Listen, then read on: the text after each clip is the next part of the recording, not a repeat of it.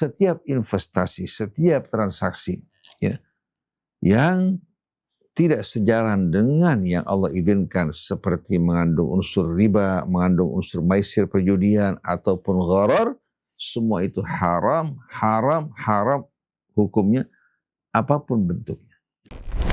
Wala tattabi'u khutuwati syaitan, jangan ikuti langkah-langkah syaitan. Nah, minuman zero alkohol ini merupakan langkah syaitan dan talbis iblis. Inna hadhihi ummatukum ummatan wahidatan wa ana rabbukum fa'budun. Wa ma arsalnaka illa rahmatan lil alamin.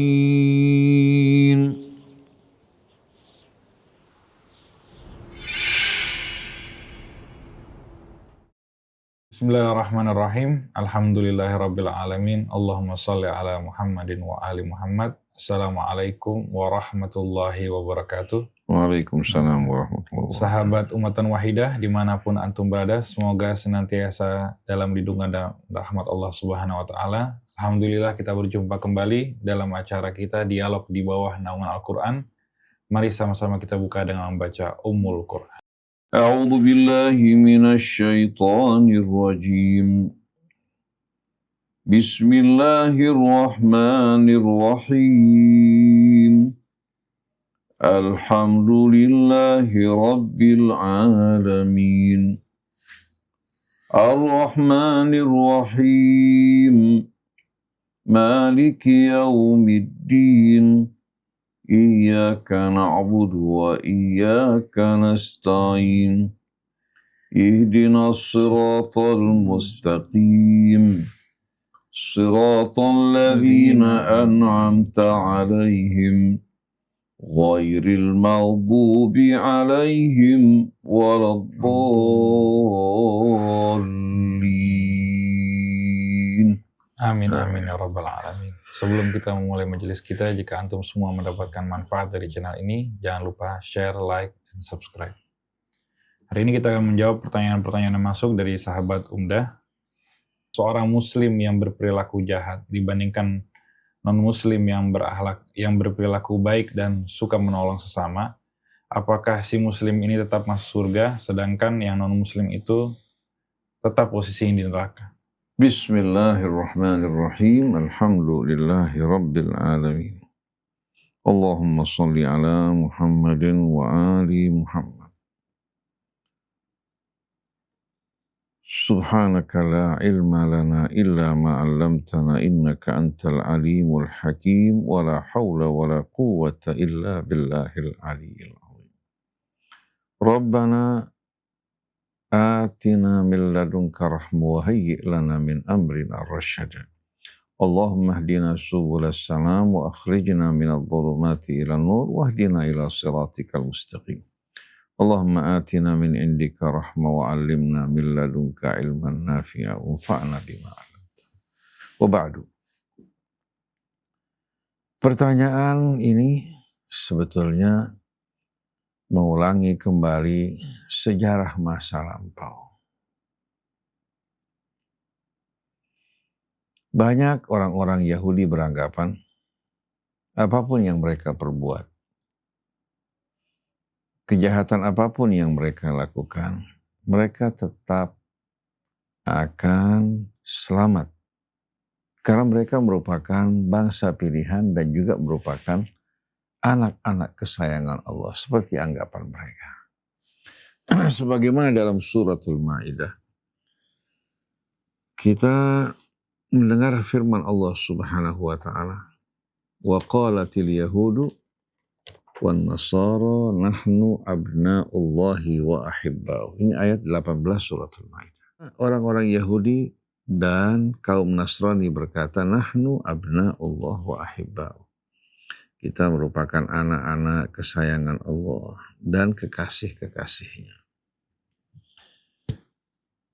Lalu Allah menjawab mereka, "Qul falima yu'adzibukum bidzunubikum." Kalau memang kalian kesayangan Allah, kenapa Allah menyiksa kalian dengan dosa-dosa kalian? Di antara mereka ada yang dikutuk menjadi monyet, yang dikutuk menjadi babi, sebagaimana dalam suratul Maidah. Allah juga menghancurkan kekuasaan mereka ketika mereka berbuat zalim dengan invasi yang dilakukan oleh Nebukadnezar, yang dilakukan oleh Goliath, yang dilakukan juga oleh Titus, dan sebelumnya oleh Alexander Al-Makedonia. Kita lihat bagaimana negeri mereka, kota mereka dihancurkan. Begitu juga mereka menjadi bangsa yang terusir terlunta-lunta. Ya Allah bertanya, kalau memang kalian kesayangan Allah, kenapa Allah Subhanahu wa ta'ala menyiksa kalian disebabkan dosa-dosa kalian? Bal antum basyarum mimman khalaq. Kalian harus tahu bahwa kalian manusia biasa, ya, dari makhluk-makhluk yang Allah ciptakan. Bukan karena nasab kalian, bukan karena kedudukan kalian, kalian akan mendapatkan dispensasi, tidak. Yaghfiru liman yasha wa yu'adzibu man yasha. Allah akan mengampuni siapa yang dikehendaki, yaitu yang memenuhi persyaratan yang Allah tetapkan.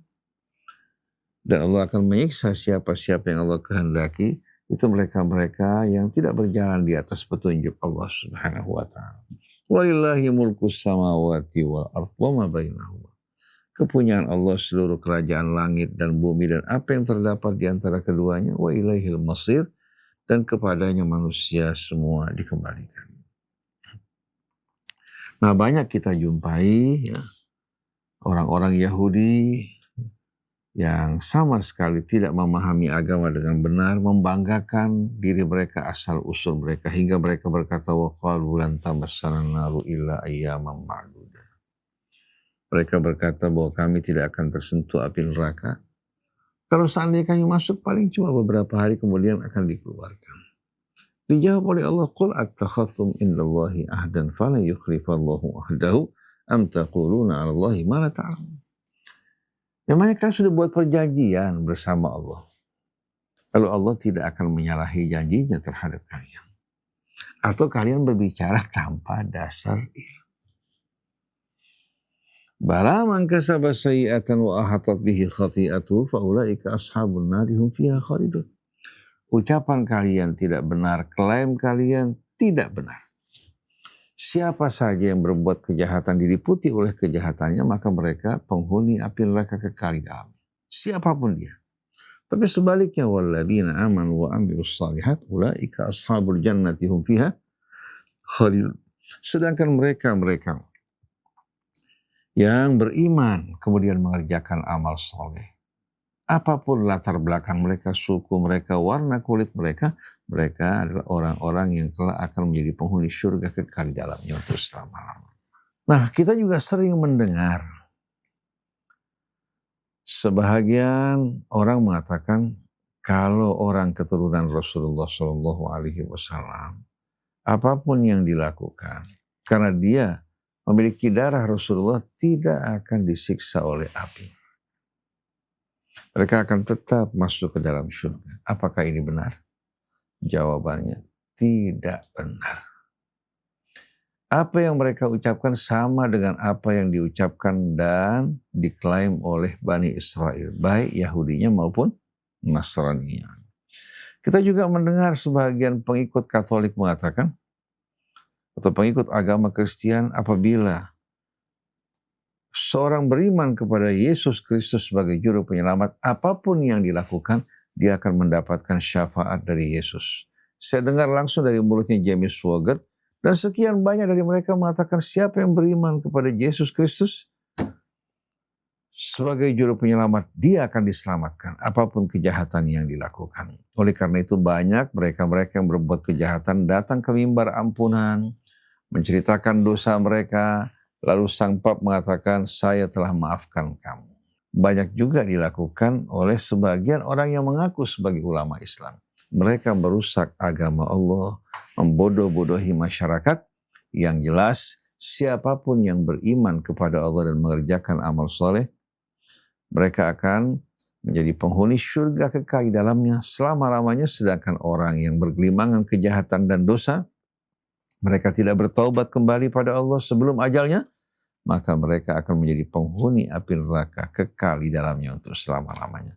Nah, menjawab pertanyaan tadi, seorang muslim yang sejati itu adalah orang yang berserah diri kepada Allah dan hidupnya betul-betul dilalui dengan mengerjakan amal soleh sebagaimana perintah Tuhan. Karena kata muslim itu artinya orang yang berserah diri kepada Allah. Bagaimana mungkin orang berserah diri kepada Allah sedangkan dia melakukan kejahatan yang dibenci dan dimurkai oleh Allah? Jadi seorang muslim yang sejati adalah orang yang beriman dan mengerjakan amal soleh. Ini mendapatkan jaminan dari Allah sebagaimana firman-Nya, wal asri innal insana lafi khusrin illa alladhina amanu wa amilus shalihat wa tawasaw bil haqqi wa tawasaw bis sabri. Allah bersumpah bahwa semua manusia akan mengalami kerugian kecuali hanya orang yang beriman dan mengerjakan amal saleh. Oleh karena itu siapa saja beriman, mengerjakan amal saleh hingga akhir hayatnya, dia akan menjadi penghuni surga. Tapi siapa saja yang tidak beriman atau dia mengaku beriman tapi melakukan kejahatan, maka dia akan diharamkan untuk mencium bau surga apalagi masuk ke dalamnya. Siapapun dia, mau dari kalangan Yahudi, dari kalangan Nasrani, atau dari kalangan umat Islam. Pertanyaan tadi, seorang muslim yang perilakunya jahat dan zalim dengan seorang non-muslim, katakan bahwa dia agamanya Katolik, ya, Protestan, atau agamanya Buddha, agama apapun. Dia berbuat kebajikan, melakukan perbuatan mulia, menolong sesamanya. Ini perbuatan yang amat dihargai oleh Islam. Tapi kalau dia tidak beriman pada Allah Tuhannya, amal yang dilakukan bukan dilakukan karena Allah, padahal Allah yang menciptakan dirinya. Dia hidup berbuat kebaikan tapi terputus hubungannya dengan Allah Subhanahu wa Ta'ala. Maka orang semacam ini tidak memenuhi syarat untuk masuk ke dalam surga. Sebagaimana seorang muslim yang berbuat kejahatan tidak memenuhi persyaratan untuk masuk ke dalam surga. Karena syaratnya beriman dan beramal soleh. Oleh karena itu mereka yang suka berbuat kebaikan, apa yang menghalangi mereka untuk kembali pada Allah? Menyembahnya, tidak mempersekutukannya dengan sesuatu, dan apa yang dilakukan semata-mata untuk keridhaan Allah. Nah, seruan ini kita sampaikan kepada orang-orang yang mengaku sebagai orang Islam, juga kepada orang-orang non-Islam. Ketahuilah, tidak ada tempat di surga bagi orang yang berbuat kejahatan. Begitu juga tidak ada tempat di surga bagi orang yang berbuat kebaikan di dunia tapi dia mengingkari Allah Subhanahu wa Ta'ala. Yang berbuat kebaikan di dunia Allah balas dalam kehidupan dunia dengan kebaikan bahkan lebih dari apa yang mereka lakukan. Tapi kalau tidak beriman pada Allah, mereka tidak akan dapat mengharapkan keselamatan di hari akhir nanti. Wallahu a'lam. Ada pertanyaan juga yang masuk dari sahabat Daba. Assalamualaikum Ustaz. Sekarang kan banyak muncul perkara baru dalam dunia investasi, salah satunya kripto. Dalam menyikapi hal-hal baru seperti ini, bagaimana cara kita menilai dari sudut pandang syariat? Apa yang jadi ukuran untuk menentukan ini halal atau haram, atau masih boleh selama memenuhi syarat tertentu? Bismillahirrahmanirrahim. Alhamdulillahi Rabbil Alamin. Allahumma salli ala Muhammadin wa ali Muhammad. Allah Subhanahu wa Ta'ala berfirman dalam suratul Nisa, Ya ayyuhalladzina amanu la ta'kulu amwalakum bainakum bil batil illa an takuna tijaratan an taradin minkum wa la taqtulu anfusakum innallaha kana bikum rahima. Wahai orang-orang yang beriman, janganlah kalian memakan harta sesama kalian dengan cara yang batil, melainkan melalui perdagangan atas dasar suka sama suka, tidak ada paksaan, tapi atas dasar tawadin, suka sama suka, masing-masing puas ya, dan perdagangan tersebut sesuai dengan cara-cara yang dibolehkan dan dihalalkan oleh Allah Subhanahu wa Ta'ala. Ya ayyuhalladzina amanu la ta'kulu amwalakum bainakum bil batil illa an takuna tijaratan an taradin minkum wa la taqtulu anfusakum innallaha kana bikum rahima.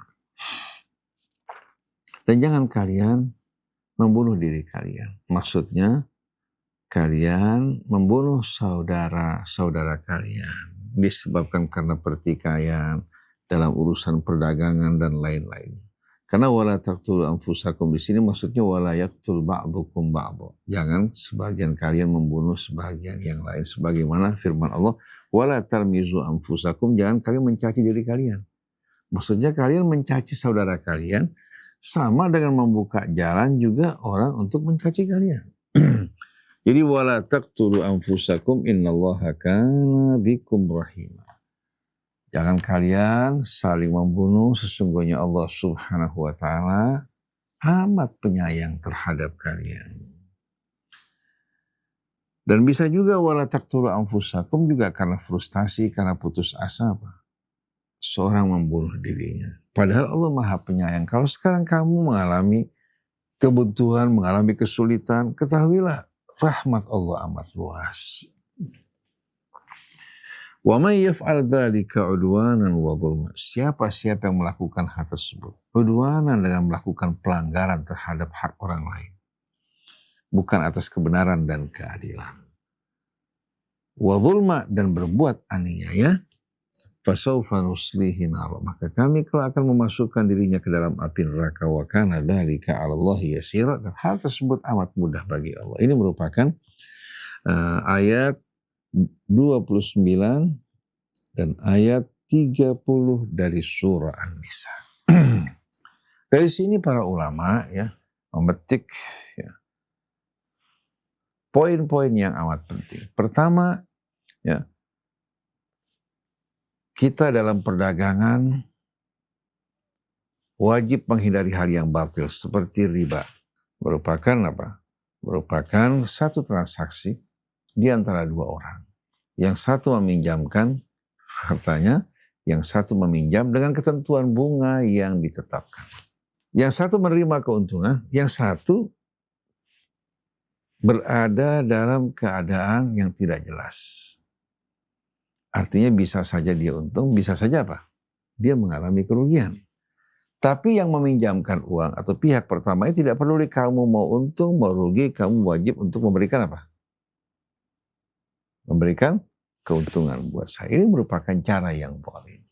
Merupakan cara yang zalim, yang tidak menunjukkan rasa rahmat di antara sesama orang yang beriman atau secara umum di antara sesama manusia. Bagaimana orang mengalami kerugian, kita tetap mengambil keuntungan daripadanya.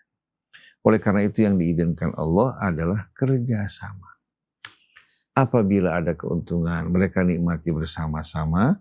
Kalau tidak ada keuntungan, dengan sendirinya pihak yang menginvestasikan uangnya harus sadar. Yang dirugikan bukan hanya dia. Yang bekerja juga susah payah kan juga mengalami kerugian. Betul tidak? Jadi kalau ada kerugian ditanggung bersama. Kalau tidak ada keuntungan, dengan sendirinya dia tidak menuntut keuntungan dari orang kedua yang mengelola hartanya atau yang menerima investasinya. Di antara cara yang batil di samping riba, ya, juga apa? Juga maisir dari hasil perjudian. Atau gharar, ada kebohongan, ada spekulasi, ada penipuan. Itu merupakan hal-hal yang diharamkan Allah Subhanahu wa taala.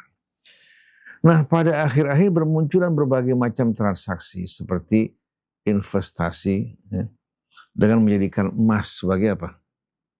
Sebagai katakan saham. Tapi investasi ini investasi bodong. Investasi apa? Bodong. Begitu juga berkaitan dengan bursa saham. Bursa saham ini sebetulnya merupakan penipuan. Bahkan lebih dahsyat daripada riba. Karena perusahaan-perusahaan yang sahamnya naik bukan karena pertumbuhan perusahaannya atau keuntungan yang diraih. Lalu pemilik saham mendapatkan bahagian ya, dari apa? Dari keuntungan perusahaan sesuai dengan sahamnya. Tapi yang terjadi, perusahaan yang baru muncul, belum pernah sama sekali ya, menunjukkan adanya perkembangan dan keuntungan. Melakukan go public, kemudian sahamnya ya mulai apa? Mulai dijual belikan untuk membuat sahamnya naik. Dengan pandai mereka membayar pengamat menggambarkan bahwa ini merupakan apa? Merupakan perusahaan yang sedang naik daun, yang sedang apa? Berkembang dengan pesat. Akhirnya karena kepandaian menggoreng dari pengamat yang dibayar ini, orang berbondong-bondong membeli kertas saham tersebut yang dimulai dengan harga Rp500, atau naik sampai Rp15.000 per saham. Kenaikannya bukan karena perusahaannya menunjukkan adanya perkembangan dan keuntungan. Jadi semua dilakukan oleh apa? Oleh mereka-mereka yang melakukan go public. Dengan cepat mereka mendapatkan cash flow, ya. Mereka jual pada saat saham mereka tinggi, kemudian mereka membeli saham yang masih rendah, mereka bayar para pengamat untuk menggoreng, hingga seolah-olah bahwa apa? Saham tersebut telah meningkat. Orang berbondong-bondong beli, setelah orang beli, tahu-tahu mereka jual dan mereka lepas. Seperti yang terjadi pada George Soros. Oleh karena itu, bursa saham ini sebetulnya merupakan lembaga ya, yang membuka pintu kejahatan dan kerusakan satu bangsa, satu negara. Di mana yang mereka perdagangkan bukan hal yang bersifat real. Kemudian juga ya, membuka pintu jalan untuk terjadinya inflasi secara besar-besaran. Karena apa? Karena yang diperjualkan nol, sedangkan angkanya tinggi. Nah, untuk memenuhi kebutuhan angka tersebut dari mana? Dari mana kira-kira? Untuk memenuhi kebutuhan angka ya, dari hasil penjualan saham. Orang-orang yang memiliki uang yang tadinya memiliki nilai realnya, mereka gunakan untuk membeli saham tersebut yang nol sahamnya. Terjadi inflasi. Akhirnya uang kita mau tidak mau apa? Harus dicetak lebih banyak. Atau nanti mereka tukar ke mata uang asing. Mereka tukar ke mata uang asing, ya, yang mengakibatkan apa? Yang mengakibatkan akhirnya mata uang kita jatuh. Harga barang membumbung tinggi, lebih dahsyat daripada riba itu sendiri. Oleh karena itu bursa saham yang diperdagangkan pada saat ini sebetulnya merupakan penjualan saham yang penuh dengan kebohongan, kejahatan, dan menjadi ancaman yang merusak bangsa dan negara. Sedangkan rakyat kecil tidak tahu apa-apa. Tapi kerugiannya, bebannya harus dipikul oleh mereka. Apabila terjadi inflasi, mata uang mereka yang kemarin katakan 100.000 bisa beli ayam katakan 5, tahu-tahu sekarang hanya bisa membeli ayam 2. Kenapa ini semua terjadi? Kenapa terjadi? Karena nilai uang rupiah kita yang turun, bukan barangnya yang naik. Kemarin kita beli tanah cuma 100.000, sekarang tanahnya harganya 5 juta rupiah. Bukan tanahnya yang naik, tapi mata uang kita yang jatuh di hadapan barang. Karena selama ini transaksi yang berkembang ini, transaksi ya, yang memperjualbelikan barang yang tidak ada sama sekali. Jadi bursa saham termasuk juga apa? Mereka-mereka yang berhubungan dengan apa? Transaksi kripto. Kripto tidak mempunyai nilai apa-apa, tapi nilainya dari kepercayaan orang. Mereka menggunakan kepercayaan orang untuk mencari keuntungan, tapi dari perdagangan yang tidak real sama sekali. Sedangkan Islam mengingatkan kita untuk memperdagangkan barang yang ada, yang real. Hingga apa yang kita beli, ada barangnya, masing-masing diuntungkan, tidak terdapat penipuan. Sampai kalau seandainya penjual barang melakukan kebohongan, penipuan pada barang yang dijual, maka pihak yang membeli berhak menuntut. Nah, akibat perdagangan yang berlangsung pada saat ini atau transaksi dengan kepandaian orang membungkus, seperti kita lihat, baik itu melalui investasi emas, investasi ini, berapa banyak orang yang terjerumus dalam kebohongan dan penipuan. Saya ingat di Singapura, ada satu pengusaha di Singapura yang menawarkan investasi keuntungannya sampai 1 bulan itu bisa 20%, 30%. Hingga pedagang-pedagang di Singapura, mereka bilang dari capek-capek kita berdagang, mendingan kita investasi. Pertama, mereka mendapatkan seperti yang dijanjikan. Sebulan mendapatkan 20%, ada bahkan yang mendapatkan 50%. Akhirnya masing-masing mereka menginvestasikan, bahkan banyak orang ya, yang mengumpulkan dana keluarganya, dana teman-temannya untuk diinvestasikan. Tahu-tahu setelah sekian lama uang terkumpul cukup besar, pengusaha tersebut melarikan diri ke Thailand, bergabung dengan kalangan mafia. Sedangkan yang jadi perantara yang mengumpulkan hal tersebut terkena serangan jantung, kena serangan stroke, penyakit yang bermacam-macam. Karena apa? Karena dia memberikan jaminan. Seperti kasus kemarin juga Bitcoin. Orang berbondong-bondong majelis-majelis taklim, ya, mengumpulkan dari murid-muridnya dana untuk diinvestasikan melalui Bitcoin. Allah kasih subhanallah, begitu terbukti kebohongannya, ternyata mereka melakukan perdagangan yang betul-betul apa? Perdagangan yang penuh dengan kebohongan, investasi palsu. Orang berbondong-bondong menagih, ternyata yang bersangkutan tidak mampu untuk mengembalikan. Yang jadi perantara ibu-ibu ustazah maupun ustadz mengalami betul-betul apa? Mengalami serangan dari sana sini sampai salah seorang dari mereka kena serangan stroke, meninggal dunia. Mereka merasa malu di hadapan murid-murid. Ini merupakan kejadian yang nyata. Begitu juga ya kita saksikan bagaimana investasi yang dilakukan oleh seorang ustadz yang mengumpulkan dana yang cukup besar, bahkan pergi ke Hong Kong juga mengumpulkan dana para pekerja, menjanjikan buat mereka bisa mengambil keuntungannya melalui ATM dan lain sebagainya. Ternyata semua merupakan investasi bodong. Oleh karena itu, setiap investasi, setiap transaksi ya, yang tidak sejalan dengan yang Allah izinkan, seperti mengandung unsur riba, mengandung unsur maisir, perjudian, ataupun gharar, semua itu haram hukumnya, apapun bentuknya. Mau dalam bentuk bursa, mau dalam bentuk katakan investasi bodong ya, atau katakan kripto yang sekarang ini sedang sedang viral ya. Ini semua merupakan kebohongan dan akibatnya kita akan merusak diri kita, bangsa kita, negara kita, dan akan merugikan rakyat yang tidak berdosa. Oleh karena itu, kejahatan-kejahatan yang dilakukan juga oleh para pejabat melalui korupsi. Korupsi juga merupakan usaha untuk mencari apa? Keuntungan. Tapi usaha yang diharamkan Allah Subhanahu wa Ta'ala. Merugikan bangsa dan negara. Berkaitan dengan kasus IKN, berkaitan juga dengan kasus WOS ya, dan lain-lainnya. Berapa banyak kerugian yang harus ditanggung oleh rakyat. Karena yang bakal membayar hutang rakyat. Mereka yang bertransaksi dengan tujuan meraup keuntungan tapi merugikan rakyat dan bangsa yang harus membayar semua ini dalam waktu yang panjang rakyat. Atau sebahagian wilayah kita akan diambil. Seperti yang kita dengar dari Bapak Mahfud MD bahwa Natuna Utara akan diambil oleh pihak Cina kalau seandainya pembayaran WOS tidak dipenuhi. Jadi kita lihat kejahatan mantan Presiden Jokowi dan kebohongan yang dibuat ini harus betul-betul dihukum dengan sebesar-besarnya. Pertama, perampasan aset. Aset-aset Jokowi harus diambil alih untuk mengurangi beban negara. Diadili kalaupun dihukum mati atas kejahatannya. Dan semua kroni-kroni yang terlibat bersamanya harus menjalani hukuman yang berat atas kejahatan yang merusak negara. Ini bukan pembunuhan terhadap satu orang. Ini merusak dan menghancurkan negara. Agar menimbulkan efek jerah. Saya heran, Nicolas Sarkozy, mantan pemimpin Prancis, karena pernah terlibat dalam anggaran ya, kampanye yang tidak benar, sekarang masuk penjara 5 tahun. Padahal kejadiannya tahun berapa? 2000 berapa? Kejadiannya tahun 2007 kalau tidak salah.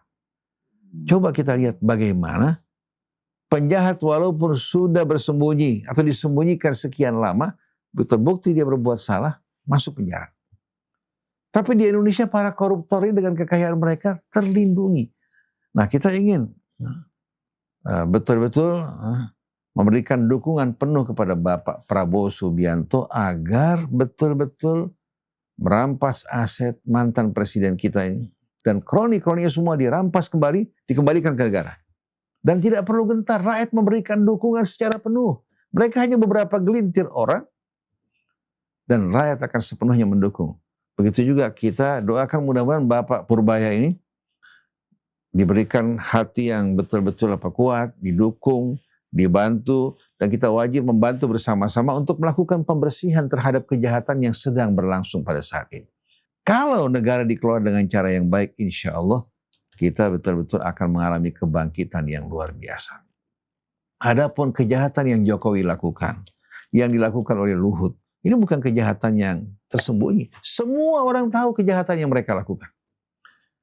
Dan rakyat harus merasa memiliki negeri ini, mencintainya, menjaganya. Bagaimana mereka akan bangkit dan maju, akan sejahtera, akan hidup betul-betul dalam kecukupan kalau membiarkan kejahatan semacam ini merajalela di tengah-tengah mereka. Jadi jangan main-main.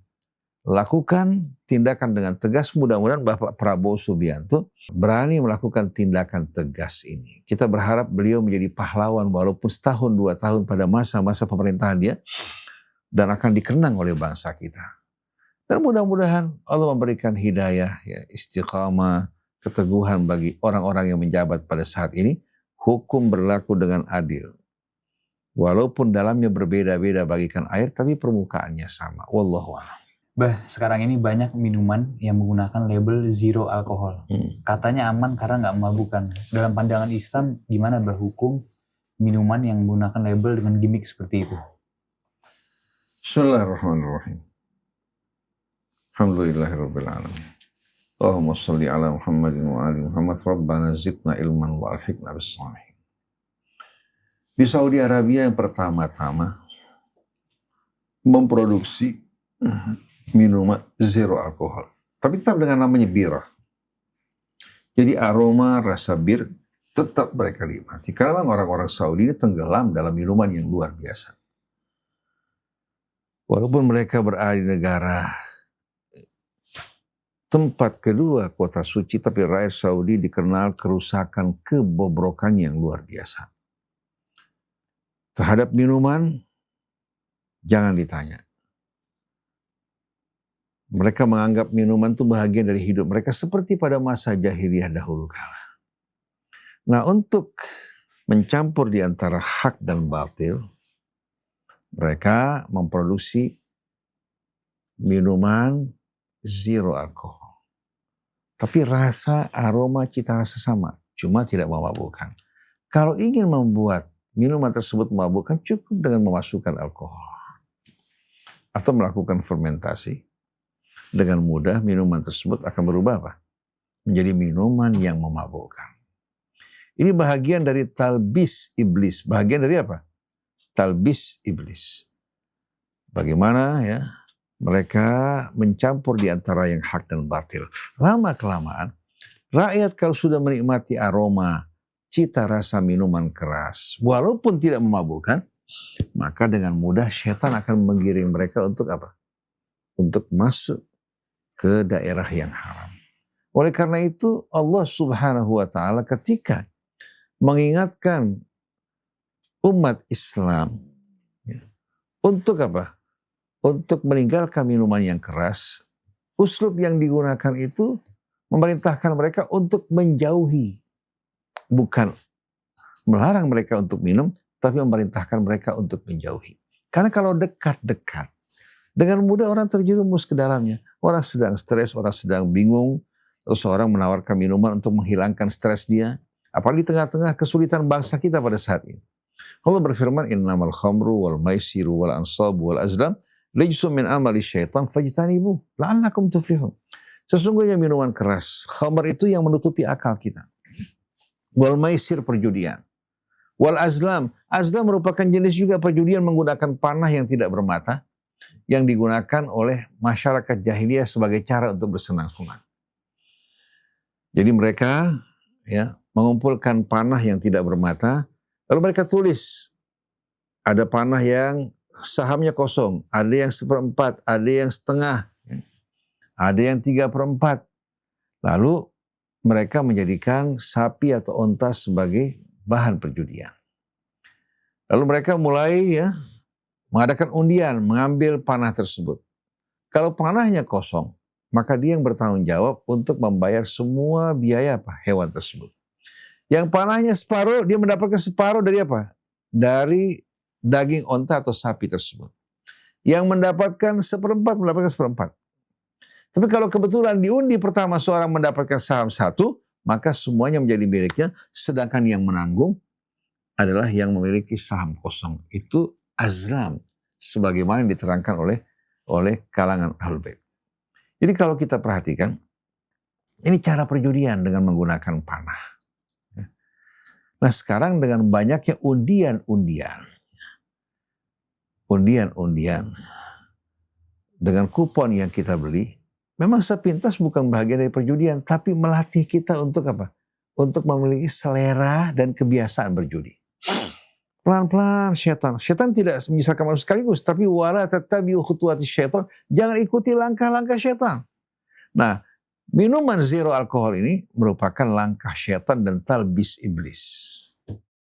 Begitu juga ya, yang berkaitan dengan apa? Dengan undian-undian yang berlangsung itu juga merupakan bahagian dari talbis iblis. Sampai akhirnya naluri berjudi dan semangatnya muncul di hati kita. Ini yang menjerumuskan banyak orang. Walaupun rugi masih asyik bermain judi. Karena apa? Kecanduan. Nah minuman zero alkohol ini pada dasarnya sebetulnya tadinya dia beralkohol. Tadinya beralkohol seperti bir, whisky, atau katakan minuman-minuman lain ini. Tadinya mengandung alkohol, cuma mereka produksi whisky yang tidak beralkohol. Cita rasanya sama dengan whisky. Begitu juga bir. Tidak beralkohol, tapi cita rasa aromanya juga aroma bir. Lama-kelamaan, begitu nanti umat Islam melemah dan toleransi semakin tinggi, mulai produksi bir yang beralkohol atau whisky yang beralkohol akan beredar di tengah-tengah mereka. Kenapa kita harus menggunakan nama bira atau whisky atau yang lain-lain? Ini menunjukkan bahwa mereka ini tidak menjaga iman mereka, tidak menjaga agama mereka.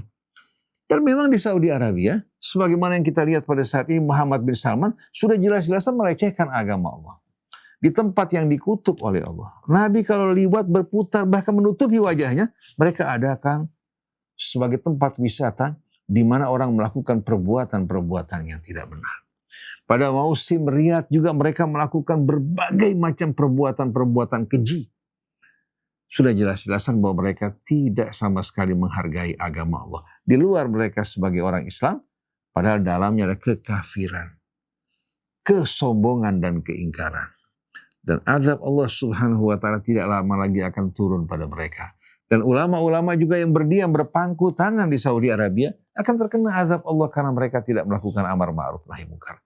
Jadi kita wajib melakukan saddud dzara'i, menutup pintu ke arah apa yang diharamkan Allah. Jadi dalam usul namanya saddud dzara'i. Sesuatu memang tidak apa? Tidak termasuk dalam hal yang diharamkan karena tidak memenuhi unsur yang haram. Tapi mengarahkan kita ke sana. Mengarahkan kita dilarang untuk membiarkan pandangan mata kita liar. Sebab pandangan mata bukan hal yang diharamkan. Tapi bisa mengarahkan kita akhirnya apa? Kepada bayangan-bayangan, khayalan-khayalan yang bisa mengobarkan nafsu kita dan merusak diri kita.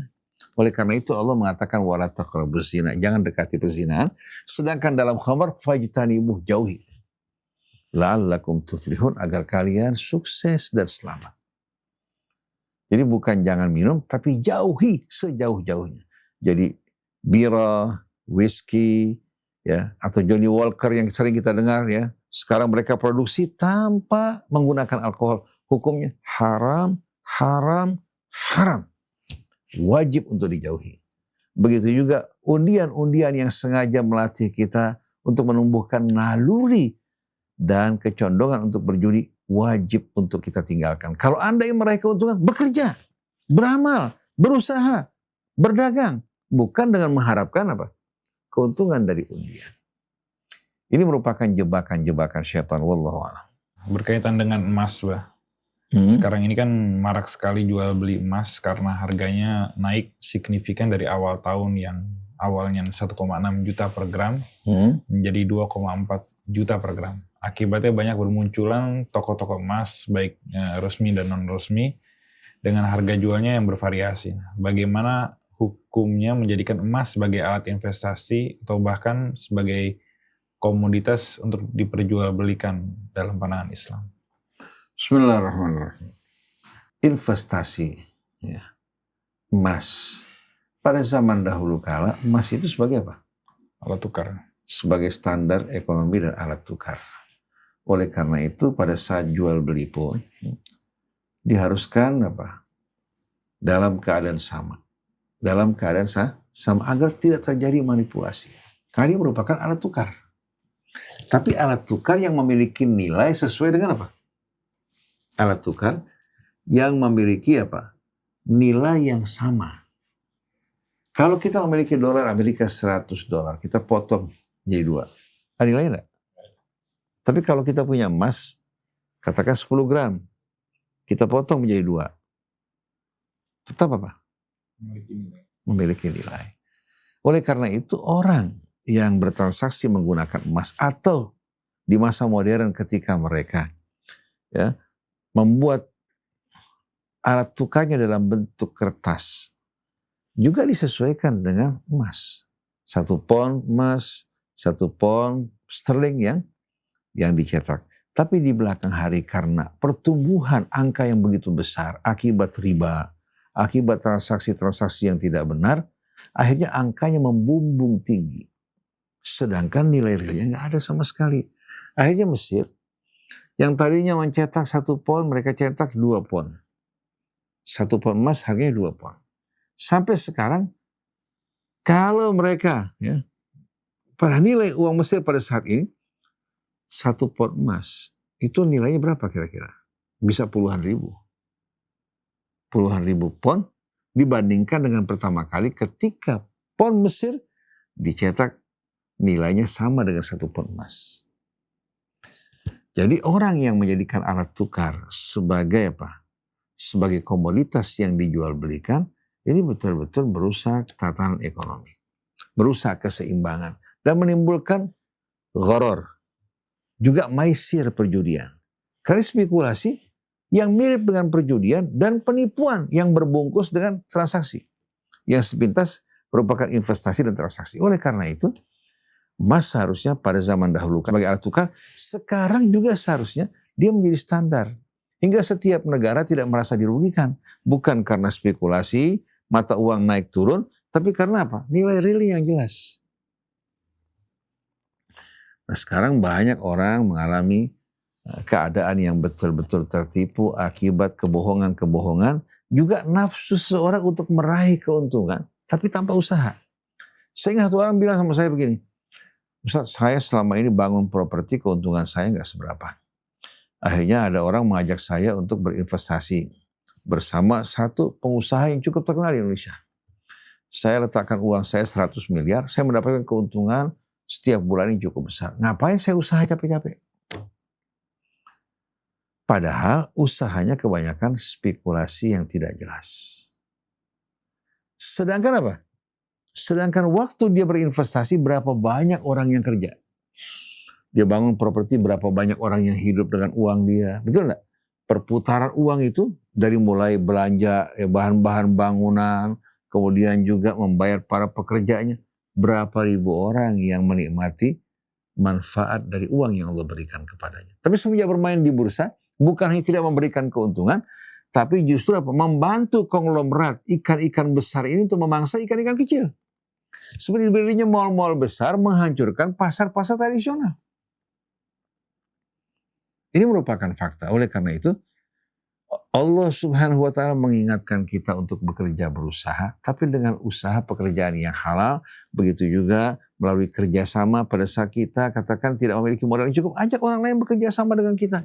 Dengan keuntungan sesuai dengan saham yang dimiliki, tapi dengan transparansi, kejujuran, keterbukaan, tidak mengandung maisir dan tidak mengandung judi. Oleh karena itu, seandainya ada orang mengajak kita berinvestasi dalam usaha perjudian, atau rumah bordir, ya, atau membuka usaha minuman keras, bahkan membuka warung rokok, haram kita berinvestasi di sana. Haram kita berinvestasi di tempat tersebut. Jadi usaha yang dibenarkan Allah Ta'ala, usaha yang sejalan dengan aturan Allah. Jangan kita makan harta manusia dengan cara yang batil. Kemarin saya mendengarkan Bapak Prabowo Subianto mengingatkan kepada para pejabat, kepada kepolisian, dan lain-lainnya untuk tidak sama sekali mencari-cari kesalahan rakyat kecil di bawah ini. Yang sudah menderita ditambah dengan penderitaan, diada-adakan kebohongan. Ini merupakan satu angin segar, mudah-mudahan Indonesia selamat dari azab Allah Subhanahu wa Ta'ala kalau para pemimpinnya melakukan perbaikan. Jadi investasi emas tadi, Kalau emas dijadikan sebagai komoditas yang dijual belikan, ya, dengan alasan investasi dan lain sebagainya, di balik semua ini ada spekulasi yang penuh dengan kebohongan. Dan banyak penipuan semacam ini. Coba kita investasi, emasnya ada katakan di satu tempat. Anda berinvestasi, Anda menerima keuntungan sekian dari investasi. Emasnya nggak bertambah. Emasnya tidak bertambah, tapi uangnya yang bertambah. Berarti apa? Ini kan jelas-jelasan investasi fiktif. Kalau emasnya bertambah, masih mending. Kalau katakan kita keuntungan mendapatkan sekian, kita minta emasnya. Nggak ada. Jadi kesimpulannya, setiap investasi yang tidak memiliki apa? Memiliki barang yang real, maka transaksi tersebut ya, hanya transaksi yang akan membawa kehancuran. Oleh karena itu mari kita bekerja bersama-sama dalam sektor real, ya. Dan sektornya pun merupakan sektor real yang tidak termasuk dari apa yang diharamkan Allah Subhanahu wa Ta'ala. Ini yang akan membawa keberkahan, membuka lapangan pekerjaan, dan menggerakkan roda perekonomian dengan cara yang betul-betul baik dan harmoni. Ada pertanyaan Mbah dari sahabat Ummatan Wahidah. Assalamualaikum Ustaz. Kalau ada orang minjem duit tapi belum bayar sampai 5 tahun, sedangkan selama itu harga seperti beras, kebutuhan pokok sudah naik cukup banyak. Dalam pandangan Islam, gimana cara ngitungnya? Apakah tetap bayar sesuai nominal awal atau perlu disesuaikan dengan nilai sekarang biar lebih adil? Dulu ketika kita masih kanak-kanak, kebetulan seorang pengusaha dan seorang alim, dia kaya raya.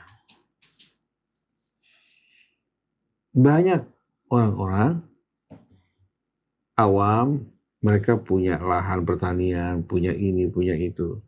Membutuhkan apa? Membutuhkan dana untuk mengelola tanah-tanah mereka. Lalu orang alim ini bilang, saya berikan kamu emas. Bukan saya berikan harga emas, saya berikan kamu emas. Kamu jual, kamu manfaatkan untuk investasi kamu, nanti kamu kembalikan juga kepada saya emas. Kalau seandainya harga emas bisa lebih murah, itu keuntungan kamu. Kalau harga emas lebih mahal, saya tidak pinjamkan uang. Karena apa? Karena kita tahu bahwa mata uang rupiah kita ini betul-betul tidak stabil. Saya ingat ketika tahun 98, terjadi kenaikan dolar. Kita beli barang dari luar dengan harga $50 per kilo. Pada saat itu harganya cuma sekitar 125.000. Tahu-tahu terjadi kenaikan dolar sampai 10.000 hingga 15.000 rupiah. Sedangkan uang hasil penjualan barang kita itu belum dialihkan ke dolar karena kita nggak berpikir bahwa dolar akan mengalami lompatan yang begitu dahsyat. Akhirnya kita bukan mendapatkan keuntungan, malah mengalami kerugian. Dari 125.000 per $50 berubah menjadi 7.500. Dolar dari 1.250 ya, per setengah dolar, karena 2.500 pada saat itu berubah menjadi apa? 15.000. Berarti yang tadinya modal kita 125.000 per $100 berubah menjadi berapa? 750.000 rupiah. Betul kan? Jadi kita beli barang dengan harga 125.000, ternyata akibat kenaikan dolar, kita harus membayar 750.000. Karena dolar naik dari 125.000, nilai yang mesti kita bayar 750.000. Nah kalau seandainya pada saat ini seorang pinjam uang 5 juta rupiah selama 5 tahun. Setelah 5 tahun kemudian sudah terjadi perubahan harga. Yang 5 juta kemarin bisa membeli tanah 100 meter, katakan, sekarang hanya dapat 5 meter. Umpamanya, ya. Seperti kasus di Citayam, kita beli tanah 10.000 rupiah pada saat itu. Sekarang tanah naik harga 2 juta. Jauh enggak per meter? Harga 2 juta rupiah.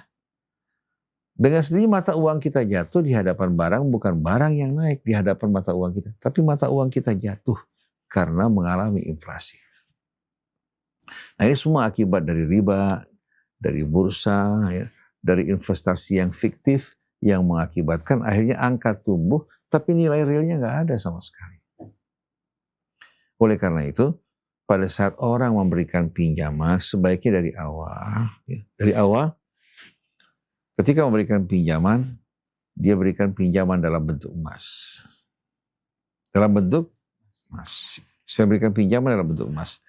Kamu pakai usaha silahkan kamu, saya tidak minta bunga, tidak minta keuntungan. Misalnya mau Ali meminjamkan ke Hasan, misalnya harus ngasih kepingan emas. Nah, boleh nggak kalau misalnya ketika Ali meminjamkan ke Hasan dibuat kesepakatan dalam kayak mungkin pakai materai, misalnya Ali meminjamkan ke Hasan uang senilai misalnya 20 gram emas. Sebetulnya pada dasarnya itu merupakan hal yang bisa diterima. Dia nggak perlu menukar uang lagi. Cuma masalahnya nanti pada saat pengembalian dia mengatakan saya pinjamkan dalam bentuk rupiah. Paham nggak? Jadi alasan lagi hela buat dia mengatakan saya mau kembalikan rupiah, saya pinjam dalam bentuk rupiah. Tapi kalau kita berikan emas, alat tukar dijadikan komoditas yang dijual belikan, ini yang merusak. Rakyat tidak sadar bahwa mereka harus menanggung kerugian yang mereka tidak sama sekali lakukan. Tapi akibat ulah sebagian orang, rakyat harus menanggung inflasi. Harga beras naik, harga minyak naik, harga gula naik. Kenapa? Karena permainan para konglomerat yang memperdagangkan alat tukar sebagai komoditas. Padahal seharusnya alat tukar. Nah, untuk mencari keuntungan dari pertumbuhan ekonomi melalui kerja, melalui usaha, melalui investasi yang real. Sekarang investasi tidak real, tahu-tahu ternyata uangnya angkanya membumbung tinggi. Padahal tidak ada barang. Ini jelas-jelasan kejahatan terhadap apa? Terhadap satu bangsa maupun negara. Oleh karena itu, bangsa kita harus membuka mata, jangan lagi terlibat dalam usaha investasi bodong semacam ini. Lebih baik kita bercocok tanam, beternak, berniaga, ada barangnya dengan jelas. Jadi orang yang berhutang sebanyak katakan 5 juta rupiah, harga emas pada saat itu 1 juta, 5 tahun kemudian ternyata harga emas meningkat menjadi katakan 2 juta. Terjadi kenaikan harga akibat dari inflasi. Akibat dari apa? Dari inflasi. Mata uang kita ini nilai jatuh hari demi hari. Nah, kita ingin juga membantu negara, mendukung negara, maka kita ingin betul-betul dalam transaksi dan investasi ini hendaknya betul-betul kembali kepada sektor real. Saya pernah mengusulkan jauh-jauh hari, para koruptor ini, kalau mereka sadar mau bertobat, kembalikan uang dari hasil korupsi usaha yang tidak benar ke negara. Negara buat lembaga yang menampung uang hasil korupsi untuk membayar hutang negara, memperbaiki ekonominya. Nah, sedangkan mereka yang melakukan kebijakan pada masa berkuasa yang salah, yang merusak negara, harus mengembalikan aset negara dari kekayaan mereka. Kita nggak tahu berapa kekayaan Jokowi ini. IKN rusak, tidak digunakan akibat ulah perbuatan dia. Dia harus membayar ganti rugi. Belum lagi berbagai macam transaksi yang dibuat pada masa kekuasaannya yang jelas-jelasan memarkup harga setinggi-tingginya, mereka harus bertanggung jawab. Jangan beralasan seperti Luhut, saya menerima WOSH ini dalam keadaan busuk. Dalam keadaan busuk. Yang jelas busuk di tangan mereka. Bukan mereka menerima ya dalam keadaan busuk, tapi busuknya di tangan mereka semuanya. Mudah-mudahan Rabbana yantaqimu minhum, Allah subhanahu wa ta'ala balaskan dendam rakyat yang menderita, yang menjadi korban dengan cara yang bijaksana. Allah lindungi rakyat dan Allah hukum mereka para pengkhianat bangsa ini. Yang pura-pura menjadi pahlawan, tapi mereka sebetulnya merupakan pengkhianat bangsa.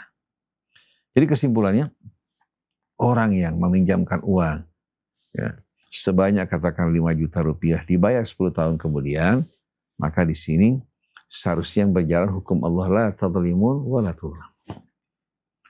Dulu kamu pinjam uang untuk apa? Kalau pinjam uang untuk usaha, berkembang usahanya, dengan sendirinya dia harus punya keadilan.